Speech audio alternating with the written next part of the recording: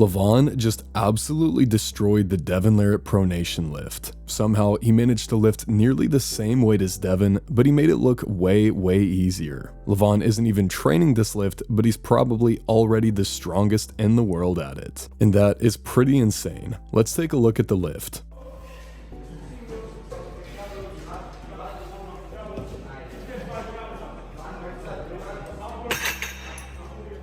What is so impressive to me from Levan here is just how easy this looked. It looked like it was a warm-up for him. It looked like he wasn't even sure if he was doing the lift right and he was just messing around. But in the process, he just happened to use 70 kilograms. So impressive. Based off of this lift, I think Levan might be able to do 80 kilograms if he really had to. And as far as the form on Levan's lift goes, maybe it's not perfect, but it's pretty darn close. I don't think he did anything with his technique that would have made the lift way easier than it's supposed to be. I think he's just that strong. So that's it, right? It's all over for Devon now. The only lift Devon had a chance of being stronger at is now gone. Now, Devon has nothing. Well, it doesn't exactly work like that. There are a lot of factors at play here that will determine how this lift translates to the table. Overall, this lift is likely easier for Levan than it is for Devon. Firstly, Devon's arm is significantly longer than Levan's arm. This means that as far as the elbow flexor portion of the lift goes, Devon is going to have a more difficult time lifting the same weight. So even if Levan lifts a bit more than Devon, it may not have the same effect on the table. That being said, Devon's arm angle may have been a little bit steeper, and sometimes he tends to run the strap a little bit further down his forearm than Levan.